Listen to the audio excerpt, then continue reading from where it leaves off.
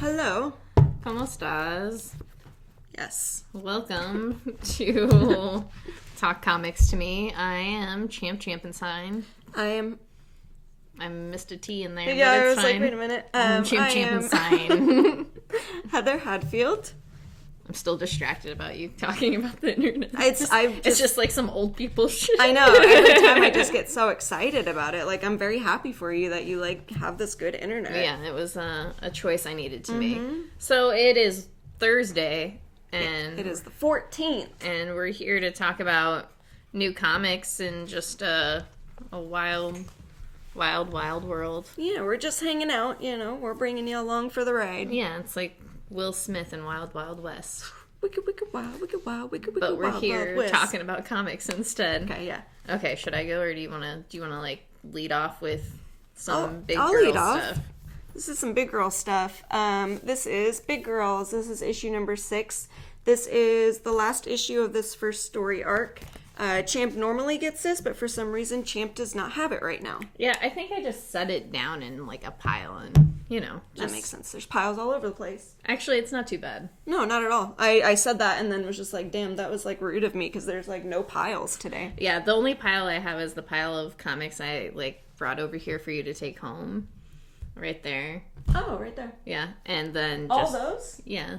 Those are all my comics. Yeah, that's damn. Yeah, so to make room. So I just have that pile, and then the other pile is like to read and like stuff to help me organize. That's a good pile. Yeah, so cutting down my piles of comics around the house, just like I just cut all mine down too. So look at us, we're doing it. Just like trying to keep myself organized. Okay, so continue. Okay. So again, this is Big Girls. This is issue number 6. In this issue, in the previous issue, one of the men who was working with the bad woman, I cannot remember what her name is. I can't either. She was the bad woman who used to work with the. She was the husband.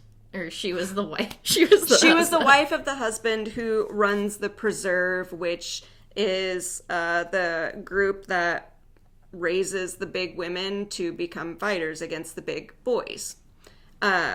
She did not agree with what they did, so there's more to it than that. She broke off essentially and was like helping these big boys grow and keeping them safe. So in this one, a man that had been working with the bad woman discovers a way to make himself big while still maintaining his form of man. Yeah, his form of man, where instead of the monster man, which is what most of them turn into because of the men gene. It's a machine that she had created that makes him big. So he is trying to get revenge against the big people for killing his son. The leader of the Preserve, who is the man, the husband of the woman, he also uses this machine and makes himself big, and instead of helping, he realizes that he holds all the power now, so he kind of goes postal. They take him down, and they discover that they can, instead of killing these big boys, they can work as a team because, again, the boys have maintained their humanity. They aren't just monsters. They just look like monsters. And when you treat them like that, they become monsters. Yeah. That's what happens. So they, makes sense. Yeah, it's they start working together as a team to keep the people safe and protect everyone and blah, blah, blah. But that's pretty much how this first story arc ends. Okay. Ember decides that she's going to go back home to the farm where her family is because she wants to see how they're doing. Yeah. She's still technically working for the Preserve, but the new leader who is, I can't remember her name either. Ember's mentor. Yeah. I can't remember her name. She becomes the new boss lady, and so there's like a new chapter of the Preserve. Like I had mentioned to you, I don't feel the need to read anything else after this because I thought this was tied up perfectly. So when it comes to Big Girls, I'm done. I will have to read that last issue and make my decision. Though I feel like I'd feel the same way. It's like I enjoy the story as a whole, but I don't feel like I need that much more. Right. And I don't know what else they could do. And that's why I'm done with it. Sense. Is like, it's one of those where, cool, you want to add more to it, great. But I feel like it would ruin the importance of this first story arc. I feel like it would add unnecessary plots. Okay. So I get that. Yeah. So yeah, I would say as a whole, this, if I just take it as that's the story, I give it probably 4 out of 5. All right. I enjoyed it. Yeah. No, I agree. I enjoyed what I was able to read. So. Okay. I'm ready. All right. Let's hear it. I did forget this character's name. I was just trying to look for it really fast. And, you know, sometimes we just forget the name constantly. Sometimes it just be like that. Every time. That's what I thought it was. I just wanted to make sure. Okay, so this is Homesick Pilots. This is issue number 2. This is about a band called the Homesick Pilots. It gives you a little, like, introduction into how they all kind of met and, like, hooked up together.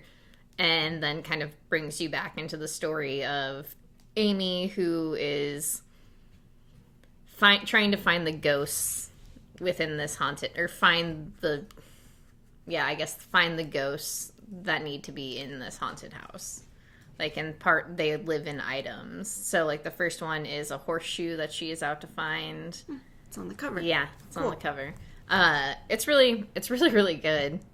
It's hard to describe without, like, ruining it, but that's the basic idea. The colors and the art are really amazing. The story is a lot of fun, and also just, like, I don't know, like I said before, it's, like, I know it's going to be fun, but also, like, really serious in its tones and the things that are happening. So I'm just, I don't know, I'm excited to see it, like, come together and, like, see what happens. I'm surprised you didn't get the other cover, to be honest. Oh, I really wanted it, but there was only one left, and I figured let somebody else get it. Dang, the art is really cool. Yeah, the colors. The art and colors are one of my favorite parts. I think it's, like, part of, like, what makes the book so good. It's just, like, I don't know, it's, like, about ghosts and stuff, and it's just, like, also, like, the colors are different than what you would expect from, like, some sort of ghost story. Yeah, I like the way that the flatness of the characters, of the people themselves with the colors. I think that's really cool. Okay. So yeah, I would highly suggest that book to anybody, especially, I don't know. I feel like, yeah, if you like horror, because it is, like, it's a haunted house. Like, it is a haunted house. She is out trying to find the things. There are ghosts. They show them to you. So it's, I don't know, I'm excited. Mm-hmm. I just don't know. It's next on my list. Like, I have, like I said, lists. I meant piles. I have one pile. And it's books that I need to read, and it's literally the first one on there. So I'll read it when I get home, that first one. Yeah, I think it's worth it. Mm-hmm. Okay. I think I'll enjoy it. Like I said, I think you'll really enjoy it as well. I'll let you know. Thanks. Yes.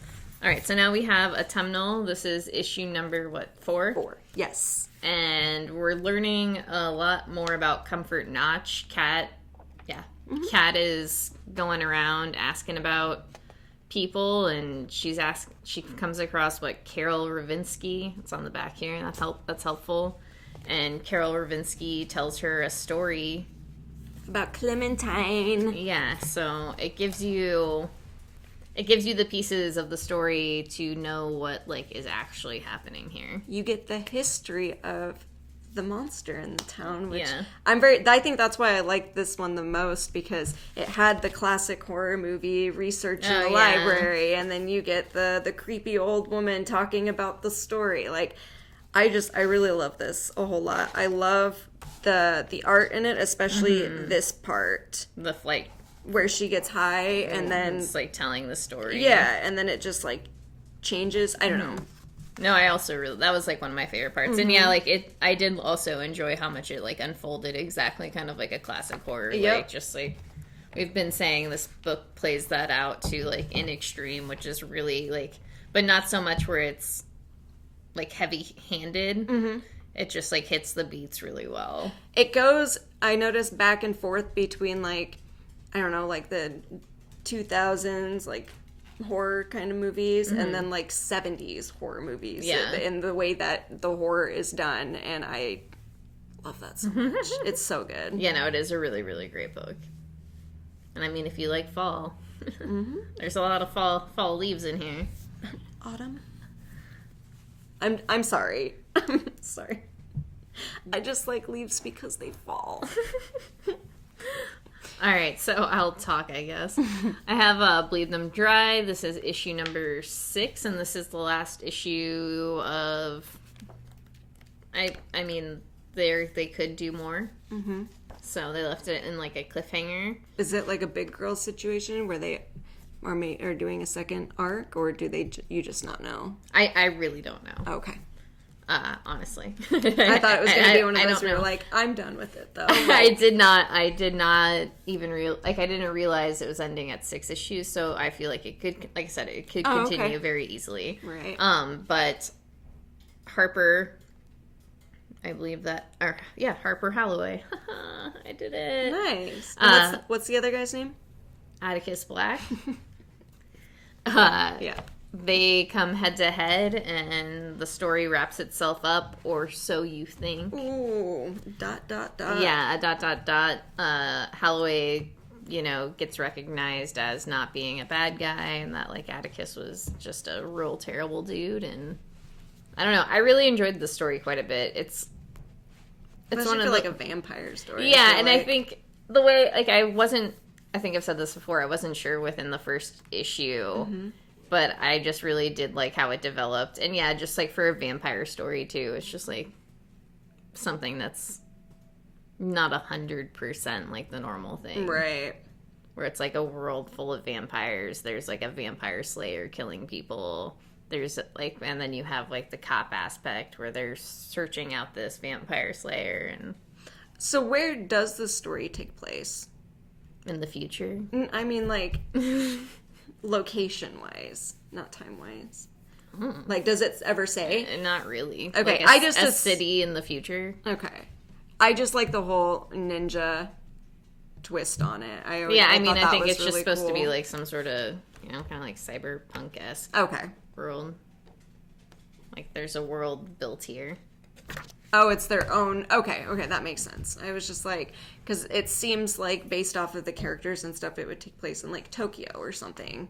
I don't... It's just its own. But once again, I don't know. Right. I haven't really been paying 100% attention. Okay. I've been just reading, like when it says locations, I'm not like, oh, is that an actual place? I'm just like... And that is kind of a weird question to ask, because I've never asked it for anything else. Yeah, no, that is a very strange question. Yeah, I was just curious about it because I didn't want to generalize and just be like, oh, ninjas, it's in Japan. Clearly. I mean, this guy is the only one who's really like a ninja. Really? Okay. That's cool that they would put a ninja vampire tale when it's just because it's about him, right? I mean, not necessarily. He is part of the story. It's more so, this story more so follows like Harper Holloway and like her like meeting him. Okay, interesting. Okay. I was just very curious about it.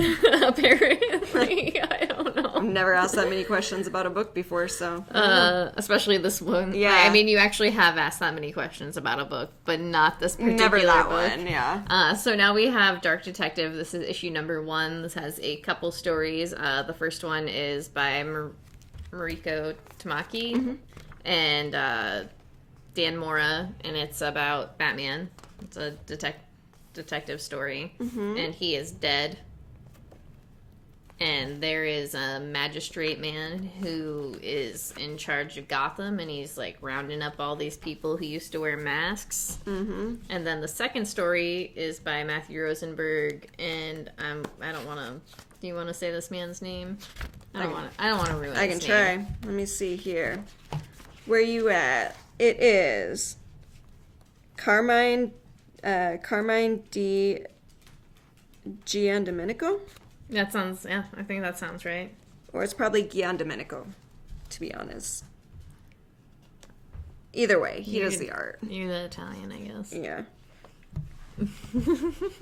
I guess. All right, so do you want to talk about this story? I mean, I kind of just blew through that one, but I figured we'd come back and you could just talk about your... I mean, you pretty much summed it up. It's just the magistrate is going around collecting, just rounding up people within Gotham who were superheroes or whatever, wears the masks. What is it, Cole? Yeah. I mean, are you talking about the grifter story now? Yeah. Okay. Oh, were we doing this one first? No, I already like did that. That's what I was saying. Yeah. But then you just kind of like started talking. I thought you were talking about this one again. The way you started. No. Okay. I was just saying you had mentioned it for the first one. Yeah. Okay. But that's, Cole gets taken, and he teams up with, well, I say teams up. We'll use that loosely because it's not really by choice. See, that's another reason why I had asked earlier is, like, I'm not familiar with, like, these characters at all. I'm not familiar with I have never even heard of them before. Birdman? What is his name? Lucius Luke. Fox. Yes. Luke. Either way. They get captured. They team up to get out of there, and they are pretty much just kind of becoming vigilantes because they don't really have a choice. Because of the magistrate, because they're using all the Wayne money and enterprises to get rid of superheroes. But yeah, that is it. Yeah, I love Dan Mora, is basically, and Matthew Rosenberg. I really love. So I liked both of the stories for like different reasons. Yeah, I actually surprisingly really liked the Batman story. I like the Batman story a lot. I honestly thought the only reason I was going to enjoy it was because of the art. Like, that was the reason, obviously, why I got it. But I enjoyed the story, too. I thought it was a really interesting story. Yeah, I like the way it, like, unfolded quite a bit. And I like that they're both, I mean, it's one story, but told in two different perspectives by two different people. So, I liked it. There are going to be 4 of these ones, I believe. Yeah, I think that is correct. The Dark Detectives, and I am excited for it. Yeah, 4. So, stay tuned. We'll talk about it more. All right. I have Pantomime. This is issue number 3. And they decide that they are going to work against the manager. And this is the bank robbing one, right? Yeah, with the kids who sign. Okay. Yes. I couldn't remember. I was like, I know Pantomime, obviously. So, yes, that is what it is about. They've been pulling off jobs for a man named the manager. The first issue, they broke into his house, so he basically found them out and has employed them or blackmailed them into working for him. He has a guard who decides to also try to pull off a job using the kids, and it goes sideways. Of course. And yeah, this is just them kind of taking revenge. And then you find out, and it like this issue seemed like it was like wrapping up all of the story. And I was like, all right, it's done. Already? Yeah, I was like, it's fine though. It wasn't like terrible the way it did it. But then it like unfolded into like, oh, there is a lot more happening here. So. A lot to unpack. Do you know how many issues it's going to be? I actually don't. I did not remember. I feel like it is a limited series. Right. I feel like Mad Caves usually are, right? Yeah, like, most of the time. Yeah. So it's not something I'm expecting to be more than like 6 issues. But even if it was, it can go on forever. Whatever. It's this issue was a lot of fun. All of the issues have been a lot of fun, even though they're dealing with like a lot of like serious tones. I really like the art a lot. Yeah, no, I was gonna say I remember like with the first one when I flipped through it, I liked the art because I loved how exaggerated some of the features were on the characters. But I couldn't remember if it was actually this book, so it was cool to have that confirmed right when you said it. Yeah, and I just really like how I mean, since they sign all the time, I really like how dynamic the hands are when they're always when they're signing with each other. It's really cute. And so instead of like stuff being like kind of like solid in one place, it's like you see like okay, they're moving their hands. Right. So I really like that a lot. I'm gonna have to borrow that first one from you to read. I did just put them all away, but yeah, we'll get to I'll it look them out sometime. Yeah. You ready? Yeah, let's take a minute and let's talk about clowns, guys. So this is Haha. This is issue number 1. This is going to be a short little anthology.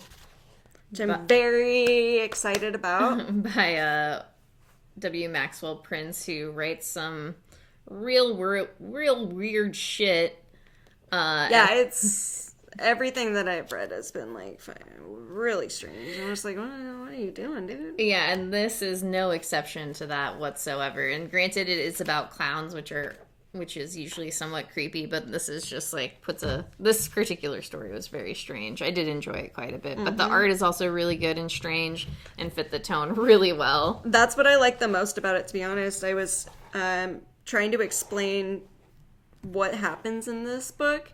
I was like, it's about a clown that's all happy, gets shot, doesn't die, and then turns into a monster. But not like an actual monster. I just mean like it messed him up. Yeah, no, I was also trying to explain this to Chris, and he was like, okay. And I was like, yeah, no, it's really strange. Because then I also mentioned, because it made him, like, see his family as something else. So then you just, like, don't know if he's alive or dead, or if it's just, like, all of his imagination. The balloon animals is what got me. That clown was my favorite one out of the entire story. I was, like, reading it, and I said, oh, goodness, that's a clown. That's like an actual creepy-looking clown. Yeah, it's just like I had one of the worst days. Like, he got fired, his best friend robbed him, then he is in a bank robbery and gets shot in the head, and then it was just like, well, then he saves the day. Yeah, I loved it. It was a lot of fun, yeah. But like said, anthology, so next issue, completely different. Is it changing artists, too, or is it the same artist every time? I'm not sure. I didn't actually read too much into it. All I saw when I added it to my poll was a clown, and so I said add. Yeah. I didn't read anything about it. I just know that it's by the guy who did Ice Cream Man. That is true. That is true. Who knows? And King of Nowhere. It's all going to be a surprise. Yeah, which I've liked everything that they've done. So very excited about clowns. All right, so we got 7 secrets now. This is issue number 6. This story just like keeps opening up and giving you secrets. Except only one. Only one. So 2. Yeah, 2 technically. They do open 2 secrets in this. One of them was not on purpose, though. Yeah, but shit's going sideways once again in a different story we're reading. The Seekers are taking down the Keepers, and people are dying to get these secrets. Yeah. One of them is captured. Several main characters die in this one as a result of the secrets. And our main character Caspar, who is, I like saying Caspar because I like exaggerating the letters. He is a keeper now, as you know, and they are taken to a world. I say world, it's another secret, to keep the other secrets safe, and he gets distracted. Yeah. He also makes a very conscious decision in this particular issue as well that he doesn't. I won't spoil it, but yes, it's frustrating, but also I get it. Yeah, I just feel at the same time, it's one of those things that ends up. He made a selfish decision. Yeah, I mean, it's not selfish. It's the result is selfish. The result will be bad. Right. And I think it's one of those things where it's just sometimes you have to sacrifice to in this case, keep the world at bay. Right. But granted, watching all of your loved ones die can be. Right. And as far as lessons go, this is, the whole thing is a learning experience for him. And in the future, he'll know that he can't react that way. Yeah. Yeah. Well, there will be lessons to be learned here, for sure. I was going to say this reminds me a lot of anime. Yeah, no, I got that a lot too. And it's funny that you said that because I first thought that when Eamon when he was first introduced. Like, when he first, like, shows who he is, he reminds me of Roy Mustang from Full Metal Alchemist. Yeah. Like, I don't know why. Yeah. Like, that was, like, when I was like, oh, okay, like, if this was an anime, it would be really cool. Not that it isn't cool anyway, but, like... Yeah, no, and that's, like...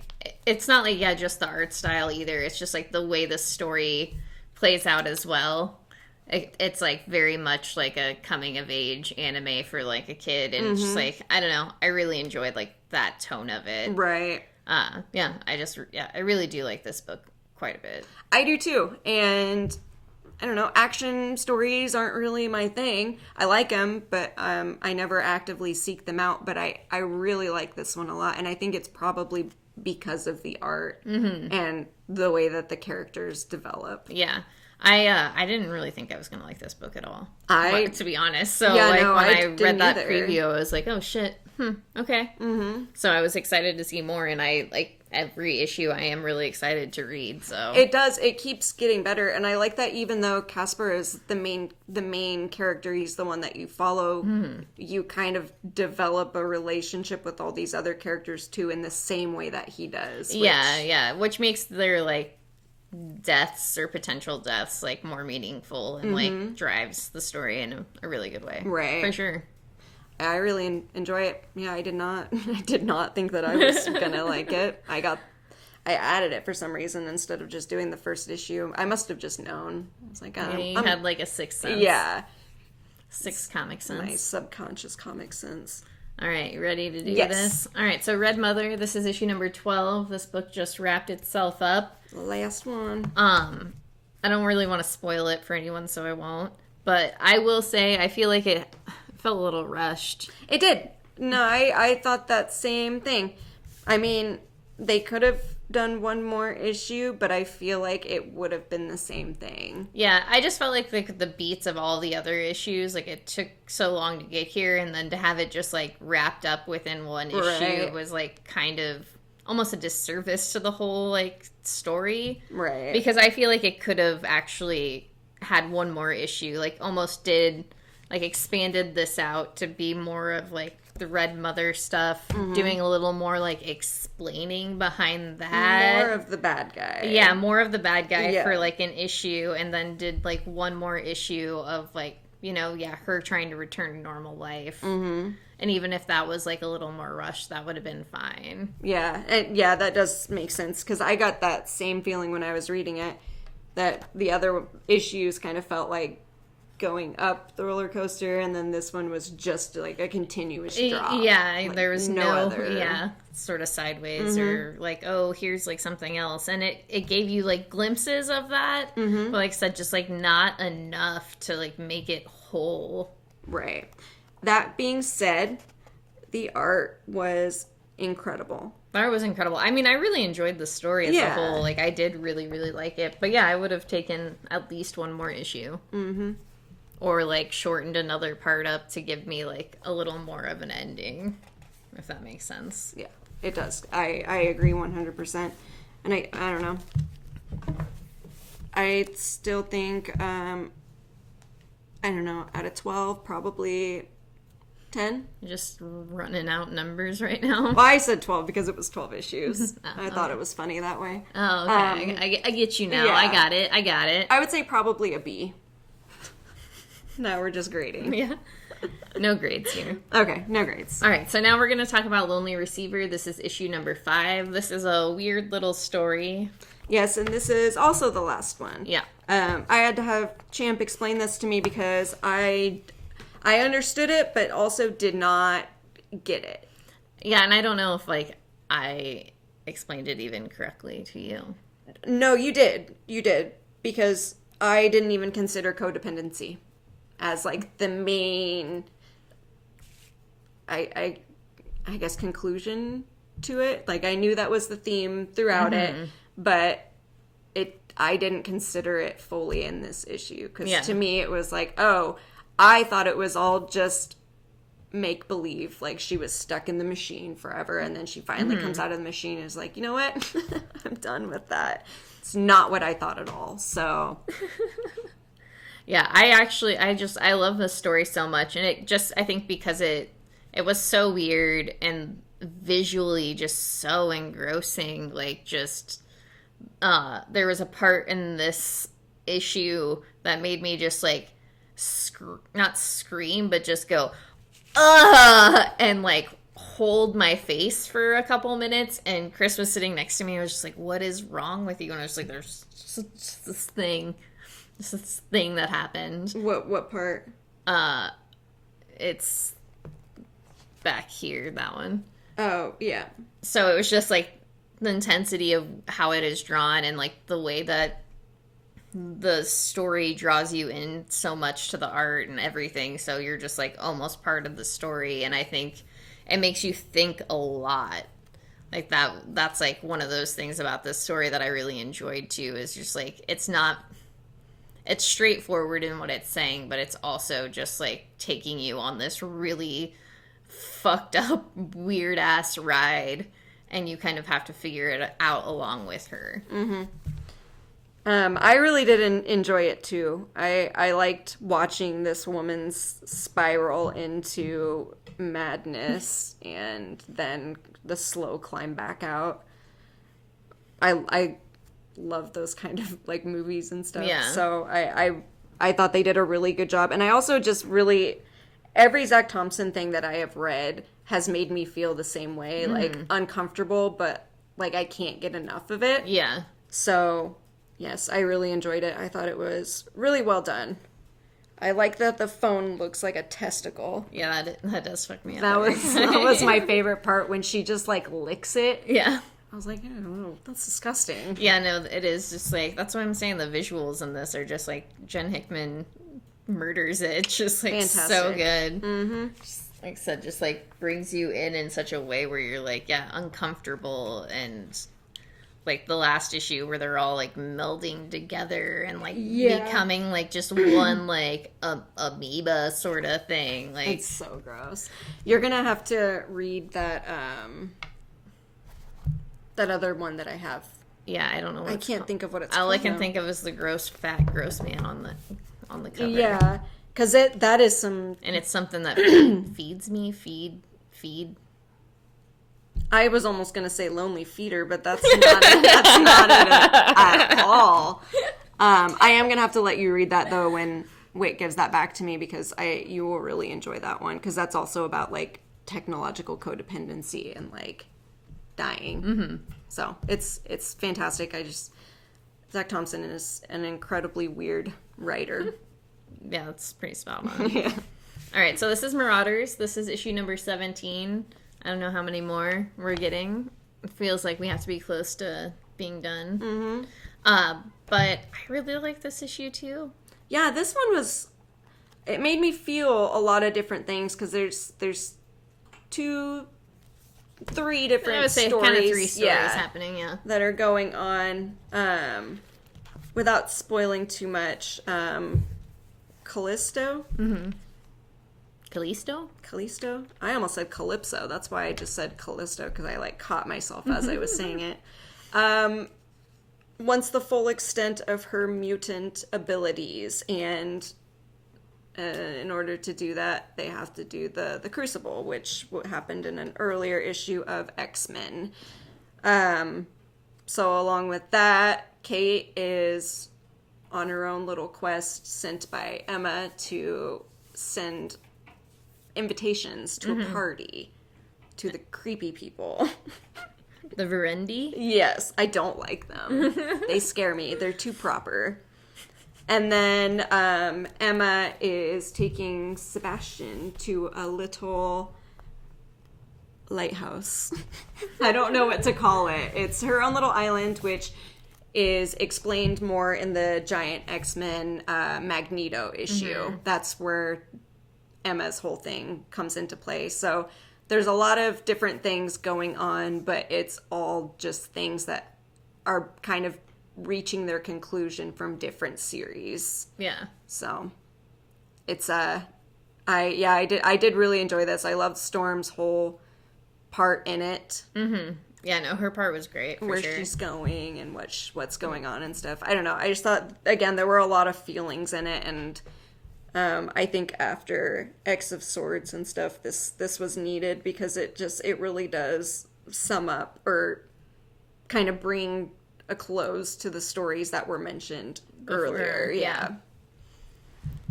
I've just liked the last 2 issues so much, and then it's like, well, when it's gone, I'm not gonna have it on my pull anymore. I'm gonna be sad, but it's fine. I'll have to add Excalibur back once. All right. I can't handle it. I want Gambit back. Okay, so we're done. It's been Thursday. We hope that you had a okay week, and we'll be back at you next week. So go buy comics. I just did finger guns like this, and we'll see you on the flippity flip. We love you. Go support your local comic book shop. Your library. Wash your hands. Get tested regularly. Keep your people safe. Love everyone. Do your thing, baby.